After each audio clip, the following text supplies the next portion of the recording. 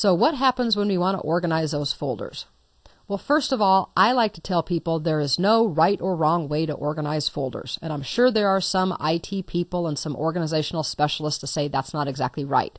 But my point here is there's no right or wrong way based on what I tell you. There's only what works or what doesn't work for you. So your organizational structure should be logical and systematic. Think about how you work. Do you work with clients or do you work with projects? If you work with clients, you probably want to organize your folders based on clients. If you work on projects, you use projects.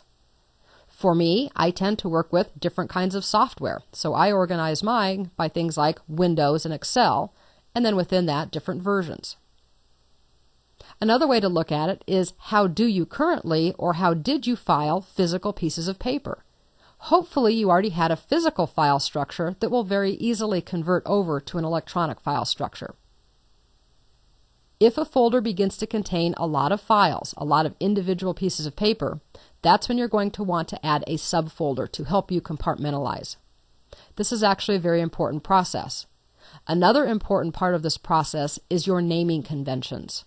When you name folders and when you name files, you should be consistent, again, so you know where to find things. Let's take a couple examples of how you might choose to organize your file structure. Let's start with maybe a personal computer. Every PC has a My Documents or a Documents folder. In there, you may choose to have a business folder. Maybe you're a home-based business.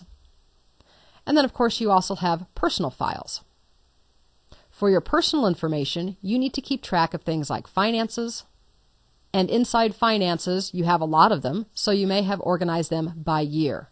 So we have a folder for 2008 finances and a folder for 2009 finances. Well, I'm kind of highly organized, so it may be that you choose to just put everything for 2009 into one folder, and that's fine. But I might choose to add some additional folders. I manage several bank accounts, so putting the bank statements into one folder all by themselves is useful. So I'll have a bank statements folder, and maybe one for charity receipts. Within the charity receipts folder is an example of where I would put my receipt for a donation I made to United Way. Then, of course, I may have other folders like medical receipts, so on and so forth. But you can see here that this is a progression that happens to work for me. I know that all of my personal stuff is separated from my business stuff. I know that in my personal life I have hobbies and all kinds of things, but I want to keep finances separate. And because I have finances that have to be tracked by tax year, I make yearly folders, 2008, 2009. And then to help me fill out my 1040, I know that I need to put things into different folders within that. Bank statements or financial stuff as opposed to charity, medical, and so forth. Now let's take a look at another type of example on the right-hand side. This one actually is going to start at my hard drive, which is my C drive.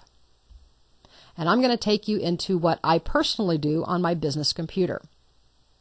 I have a folder on my hard drive called PC Keys. That's everything that has to do with my company, PC Keys Technology Solutions. Then I have a whole variety of things that have to be managed as part of the business. Naturally, I have administrative stuff. Everything that has to do with the physical running, the IRS, all of those kinds of things goes in an admin file. But the main activity of my business is training, so I have a training folder. And inside the training folder, I have folders for each application or each topic that I teach. For example, I have Excel, PowerPoint, and Windows. Now, I've been teaching for almost 16 years, so I've taught a lot of Windows classes, all the way back to Windows 3.1, which was way back in the days of DOS, oh my gosh. So I need to also further organize Windows class materials. I'm not going to go all the way back to Windows 3.1, but we'll just say that I still teach things for Windows Vista, and of course now I'm teaching things for Windows 7. I want to keep those two classes separate.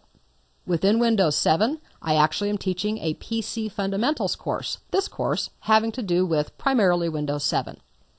And eventually I also have the course outline, which is from which I am teaching this course to you now. So as you can see, that looks very complicated, and some people say, oh my gosh, do you really need all of those different levels? The answer may be no. If you don't save a lot of files onto your computer, you may be perfectly happy saving everything just into your My Documents folder.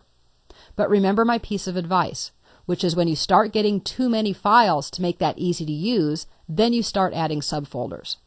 In this case, I have PC keys, admin, training, Windows, and Windows 7. I'm 5 levels down, but I guarantee you that when I want to find something about a Windows 7 class, I know exactly where to go to find it.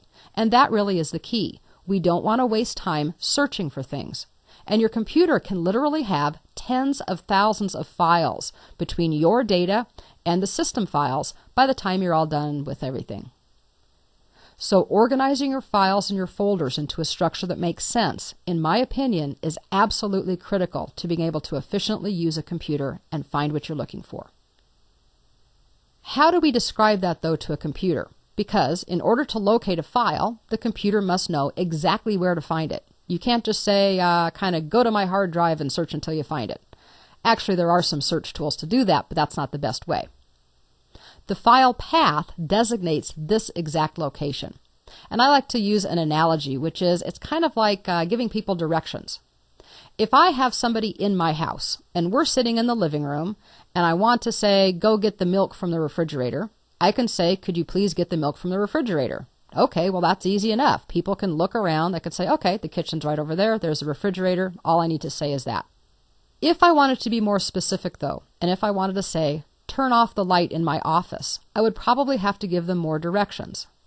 I would have to tell them where my office was within the house. If they were out in the city, I would have to give them even more directions. I would have to say, go to this address on this street. And if they lived across the country, I would say, go to this state, then go to this city, then go to this street, and then go to this number, and then you can find my office. You get the idea. The farther you are away, the more specific your instructions have to be, and computers need to have specific instructions.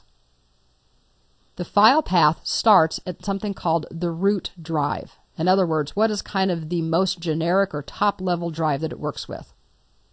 It's then going to indicate all of the folders, subfolders, and finally ending with the actual file name that you're looking for.